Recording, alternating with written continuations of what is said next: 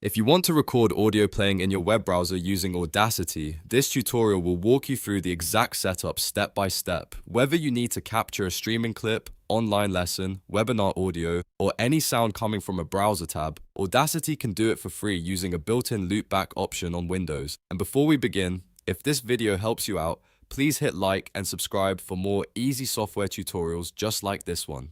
First, open Audacity on your computer. Once it launches, look at the top toolbar and click the Audio Setup button. This is where we tell Audacity what audio system and input source to use. Hover over Host, then choose Windows WASAPI.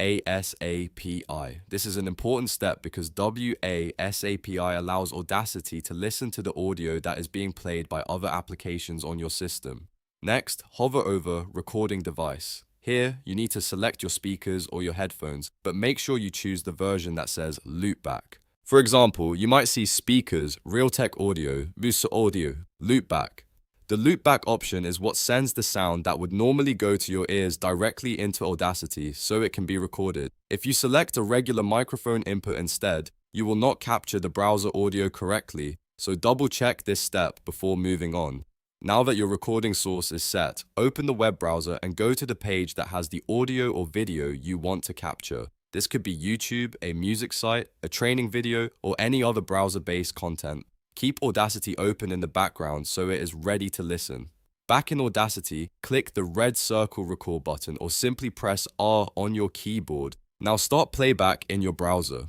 One thing to know is that Audacity 3.7.7 will not begin recording until it actually hears sound from the browser. So if the browser is paused or silent for a moment, that is completely normal. As soon as the audio starts playing, Audacity will begin capturing it. While the audio is playing, you can watch the waveform appear in Audacity. This lets you confirm that the browser sound is being recorded properly. If you do not see any movement, pause for a second and check that you selected Windows WASAPI and the correct loopback device. Also make sure your browser volume is turned up and the content is not muted. When you have recorded everything you need, click the black square stop button or press space on your keyboard. Your audio recording is now safely captured inside Audacity and you can trim, edit, or clean it up before exporting. To save the recording, click the File menu at the top. Then hover over Export Audio. From there, choose the format you want, such as MP3 or WAV, and click Export.